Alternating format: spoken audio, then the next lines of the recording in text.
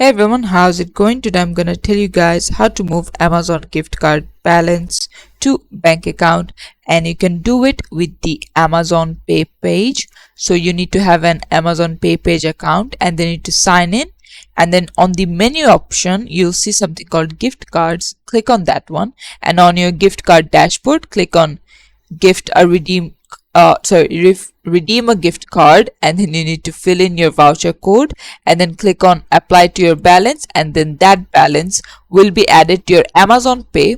After that, you need to go back to the previous menu and you need to select on your payments and then send money, and then choose the bank option and then enter your bank account details and tap on pay now. So basically what you did here was, at first you redeemed your gift card balance into your Amazon Pay, and from there you withdrew it, and this is how you can do it. Thanks for watching.